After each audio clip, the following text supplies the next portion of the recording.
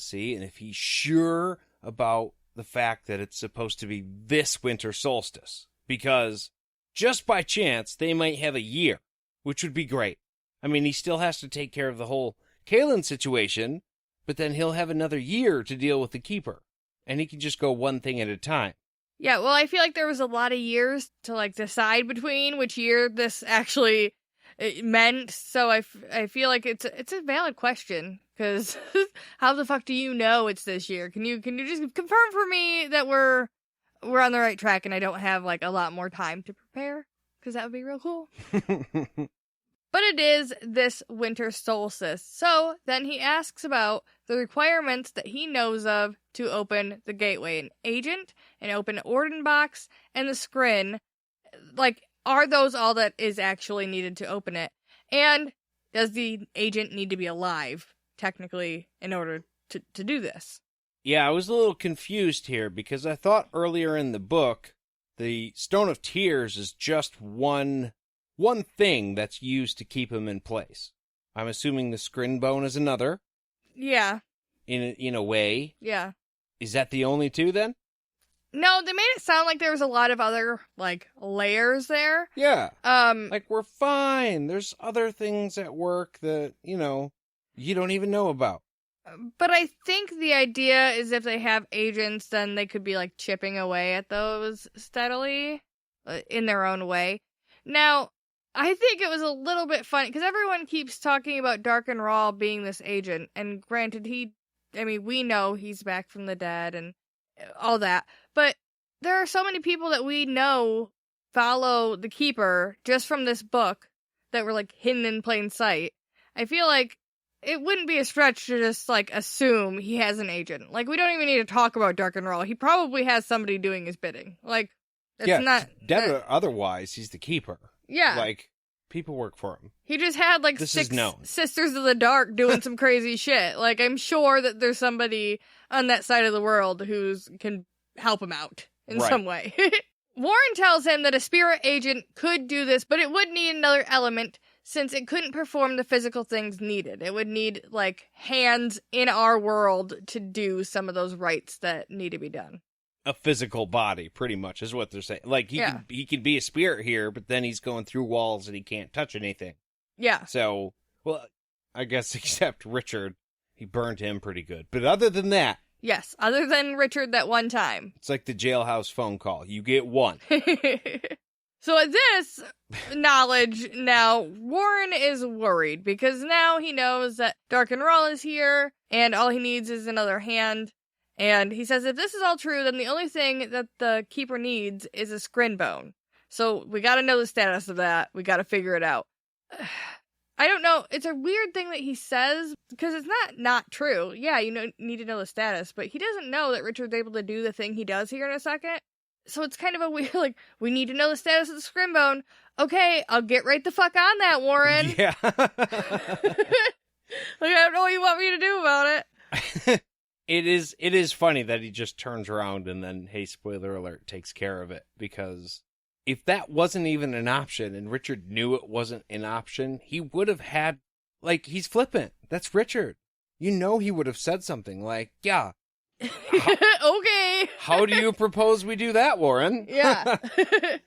Do you have a book on the statuses of things like that? No? Oh, good. Because that would be helpful now. I'm going to keep going with my hero shit now.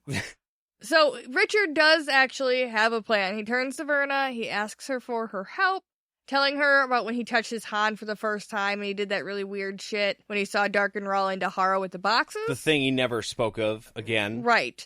He thinks if he tries it that way now, he might be able to see what is happening there live, right now, live broadcast. It'll be fucking sick.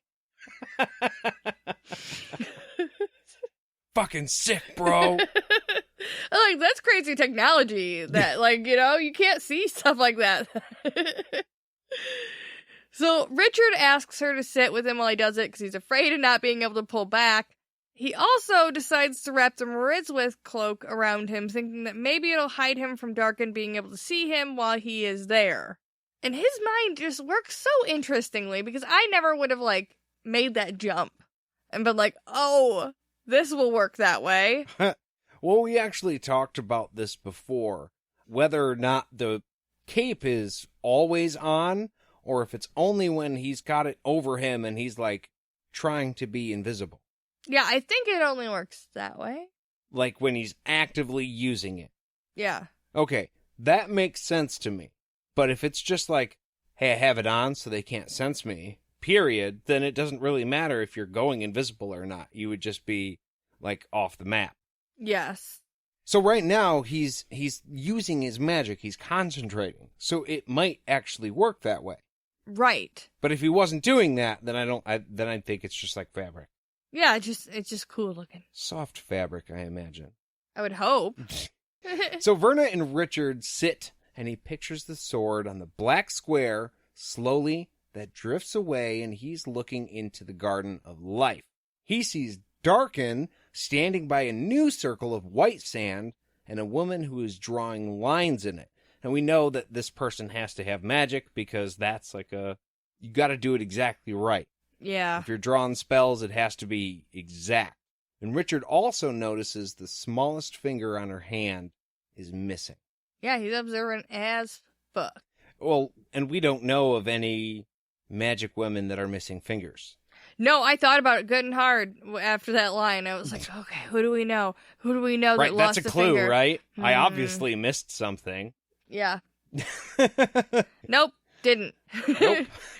In the center of the circle, the scrin bone sits, and Darkenroll looks up right into Richard's face, smiles a stupid smile at him. Again. The cape apparently didn't work. Just throwing that out there. He wasn't concentrating hard enough. No. Richard pulls himself back out of the vision and, like, slams the door behind him. When he's back, Verna's like, dude, you've been gone for an hour. What the fuck happened? He tells her everything he saw. He just sits there staring into the fire like, how could he see me? I had it all planned out. I was invisible, Verna. Okay. Oh, sure you were. Yeah. Drink this. They suggest that it might just be a vision, right? He didn't really see it, so don't worry. But the sand was there and wasn't there last time. Dudes. That's how you know that he is actually looking into, like, live screen. You asked me to do some shit. I did some shit. I did some shit. I'm reporting back to you on the shit. Don't try and dismiss me and tell me that I'm just imagining it. Yeah, I literally did that per your request. So... just because it's not what you wanted to hear, let's not, like, pull the wool back over our eyes. No, that shit happened, okay? Slow your roll, Verna. This is real. Verna asks about the woman, and Richard describes her right down to her missing fucking pinky. And they both react to it and tell him that it is Sister Odette. Oh, they know that this bitch. She's been missing for 6 months, apparently, and they assumed she was getting a boy. But wait, what? Did she take off alone? Because is there not a log of sisters off on a job or something?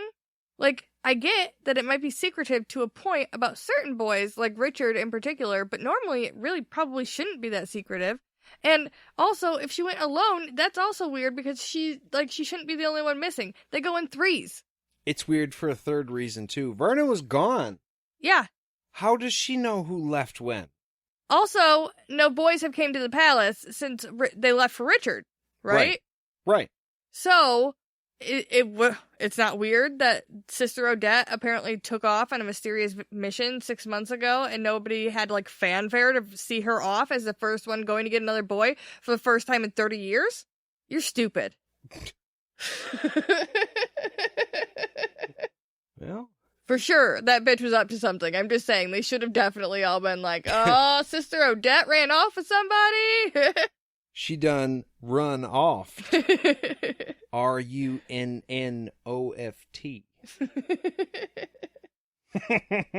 I'm sorry. I've been itching for a chance to say that. Yeah? And it was great. Did it feel good? Did you like it? Okay. I think I'm going to reward myself with a nice sip of beer. Or a swallow. Or a chug. Is it time for the beer break? It was a chug. And yes, it is. Oh, yay! So, tonight, we are drinking Holiday Ale from New Holland. New Holland Brewery. We haven't had one of them in a while. This is ale with milk sugar, nutmeg, vanilla extract, cinnamon, and chai tea aged in bourbon barrels. We actually had somebody bring this over for us, and it's actually pretty good. Okay. I like New Holland, but I'm not crazy about the cinnamony, spicy anything really. Like, okay, I'm a red-blooded human. I love pumpkin pie. Don't judge me. But this flavored stuff, like I can't drink cinnamon coffee either. It tastes like a sweater. I don't know if I'm the only one that feels that way, but that's just, I don't know. So it's not terrible, but I don't really like, this isn't my flavor. I think that's what I'm trying to say. Okay, well, I mean, I can understand that. You also don't like OCP from Pigeon Hill? Yeah, Brewing? Yep, Pigeon Hill. And I like Oatmeal that a cream whole pie. hell of a lot, and I think it's a pretty good, and I think this maybe falls in that category. It's close. I would say this tastes more than OCP. I think OCP is more of a punch in the face of that specific flavor that you're talking about. Yeah. I think this one's an easier drinker, actually, than Yeah, well, OCP. this one's sweeter. I think OCP is got the spiciness in it that I'm good on. I don't care for that. I agree with that.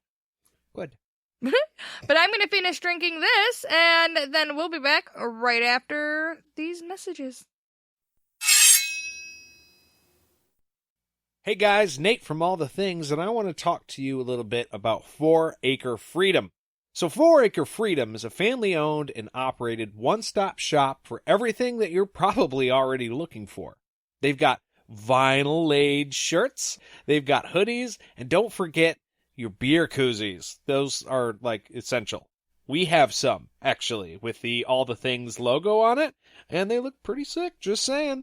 They've got custom-made rings and jewelry, which Jade and I also have, and they're fucking badass. We got these ones. You guys.